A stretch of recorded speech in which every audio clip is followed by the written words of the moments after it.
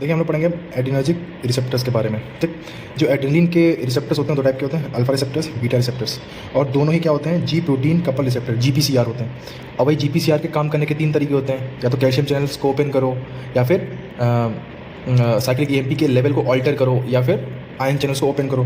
तो ये सब क्या लिखा हुआ है, ये सब सीएमपी कैल्शियम चैनल, ये जब जीपीसीआर की वो देखेंगे वीडियो तो सबको समझ में आ जाएगा। ठीक, फिलहाल हम लोग बात करते हैं मेनली रिसेप्टर्स के बारे में। तो दो टाइप के होते हैं, अल्फा 1 और अल्फा 2। अल्फा वाले दो टाइप के होते हैं, अल्फा 1 और अल्फा 2।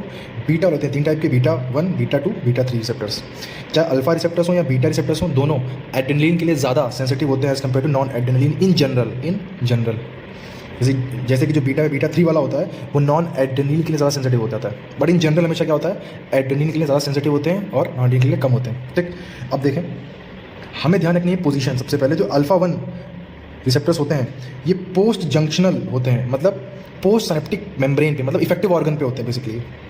और जो अल्फा 2 वाले होते हैं ये प्री जंक्शनल भी होते हैं और पोस्ट जंक्शनल भी होते हैं, लेकिन मेनली ये प्री जंक्शनल होते हैं। पोस्ट के पास कुछ एग्जाम्पल हैं जैसे पैनक्रियाज वगैरह में। ठीक, अब जो बीटा है इनकी पोर्शन को ध्यान रखें स्पेसिफिकली कि जो बीटा 1 वाला होता है ये हार्ट में होता है, जो बीटा 2 वाला होता है ये ब्लड वेसल्स में होता है, यूट्रस में होता है और यूरिनरी ट्रैक्ट में होता है। तीन है, BUU, blood vessel, uterus, urinary tract. और जो बीटा 3 वाला होता है ये होता है एडिपोज टिश्यू में और डिट्रूसल मसल ऑफ ब्लैडर, जो ब्लैडर की डिट्रूसल मसल होती है उसमें होता है। ठीक, अच्छा, अब ये सब थोड़ा सा आगे पढ़ेंगे। अब हम लोग को मेनली ये चार ध्यान रखना है। ठीक, बहुत इंपॉर्टेंट है।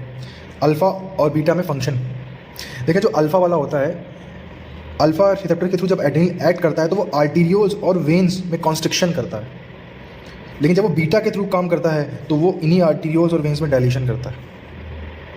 ठीक, जो हार्ट में अल्फ़ा रिसेप्टर्स का बहुत कम एक्शन होता है, ना के बराबर, लेकिन जो हार्ट में प्रेजेंट बीटा रिसेप्टर्स होते हैं उन पे एक्ट करके जो एड्रेनलिन होता है वो क्या क्या करता है, ध्यान से सुने।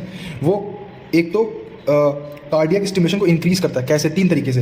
रेट ऑफ हार्ट बीट बढ़ा देगा, फोर्स बढ़ा देगा और कंडक्शन वेलोसिटी, तीन चीज़ें बढ़ा के वो कार्डियक स्टिमुलेशन को बढ़ा देता है। ठीक, अल्फा वाला एस ब्रोंकस पे कोई फंक्शन नहीं दिखाता, लेकिन बीटा वाला ब्रोंकियो डायलेशन करता है। तो ये काम आ सकता है किसमें, ऐसे पेशेंट जिनमें अस्थमा है। ठीक, नेक्स्ट देखें, जो आइरिस की मसल होती है, आइरिस की मसल, रेडियल मसल, जो रेडियल मसल ऑफ आइरिस होती है, अल्फा वाला उनमें क्या करता है, कॉन्ट्रैक्शन करवाता है। कॉन्ट्रैक्शन की वजह से माइड्रियासिस होता है, मतलब आंखें खुल जाती हैं। माइड्रियासिस सिंपैथिक नर्वस सिस्टम है तो माइड्रियासिस ही करवाएगा। ठीक, और इसका एफ कोई इफेक्ट नहीं मिलता। अल्फा वाला जो होता है ये एक्वस ह्यूमर को कम कर देता है, और जो बीटा ब्लॉकर्स होते हैं ये एक्वस ह्यूमर के सिक्रेशन को बढ़ा देते हैं। तो सोचो, किसी पेशेंट में ग्लूकोमा है, मतलब एक्वस ह्यूमर ठीक से उसका ड्रेनेज नहीं हो पा रहा है, वो बढ़ता जा रहा है, इंटर ऑकुलर प्रेशर बढ़ता जा रहा है, तो हम लोग उसे क्या दे देंगे, अल्फा ये बीटा ब्लॉकर्स दे देंगे। बीटा हो जाएगा ब्लॉक, क्योंकि एक्वस ह्यूमर को और सिक्रीट करवा रहा था, तो कम से कम सिक्रेशन रुकेगा तो फ़ायदा मिल सकता है। ठीक, इसके अलावा अल्फा वाला जो होता है ब्लैडर के ट्राइगोन पे, प्रोस्टेट पे क्या करवाता है, कॉन्स्ट्रिक्शन, और बीटा वाला जो होता है ये ब्लैडर की डिट्रूशन मसल का क्या करवाता है, रिलैक्सेशन। ये सब बहुत काम की चीज़ें में बहुत कम है, ये ध्यान रखना है। अल्फा वाला ब्लैडर के ट्राइगोन और प्रोस्टेट को कॉन्ट्रैक्शन करवाता है, और जो बीटा वाला होता है वो ब्लैडर की डिट्रूशन मसल का रिलैक्सेशन करवाता है।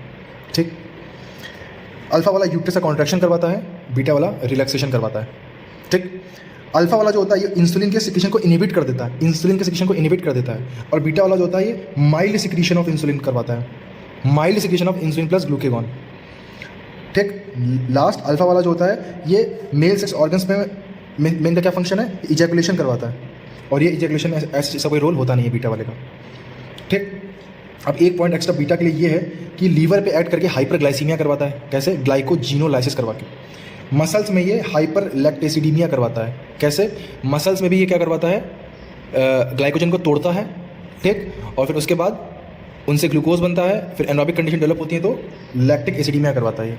और जो फैट होता है हम लोग की बॉडी में उसका लाइसिस करवाता है, और ब्लड में फ्री फैटी एसिड के लेवल को इंक्रीज करवाता है। ठीक, ये अल्फा बीटा में इंपॉर्टेंट क्या है, डिफरेंस, ध्यान रखना है, बहुत आसान है भाई। ये आर्टीरियोल्स और वेन्स का कॉन्ट्रैक्शन करवाएगा, डायलेशन करवाएगा। हार्ट पे से कोई एक्शन नहीं, ये कार्डियक आउटपुट, कार्डियक स्टिमुलेशन को बढ़ा देगा। ठीक, इसका ब्रोंकस पे कोई इफेक्ट नहीं, ब्रोंको डायलेशन करवाएगा। ठीक, ये आइरिस की मसल्स पे ये इनका करवाता है कॉन्ट्रैक्शन, इसके वजह से होता है माइड्रियासिस, आंखें खुल जाती हैं, इसका कोई इफेक्ट नहीं होता। ये एक्वस ह्यूमर को कम बनाता है, ये एक्वस ह्यूमर को ज़्यादा बनाता है, इसीलिए ग्लूकोमा में काम आता है। ये ब्लैडर के ट्राइगोन, प्रोस्टेट, इन सब की मसल्स का कॉन्ट्रैक्शन करवाता है, और ये डिट्रूसन मसल ऑफ ब्लैडर उसका रिलैक्सेशन करवाता है। यूट्रस का कॉन्ट्रैक्शन करवाता है, यूट्रस का रिलैक्सेशन करवाता है। ये इंसुलिन के सिक्रेशन को इनिबिट करता है, ये हल्का फुल्का प्रमोट करता है इंसुलिन प्लस ग्लूकेगॉन को। ये मेल सेक्स ऑर्गन में इजैकुलेशन करवाता है, इसका कोई रोल नहीं इजैकुलेशन में। फिर इसके 3 रोल, लीवर में हाइपरग्लाइसीमिया, मसल में हाइपरलैक्टिसिडीमिया और फैट में लिपोलाइसिस करा के ब्लड में फ्री फैटी एसिड लेवल बढ़ा देना। ठीक, बहुत अच्छी।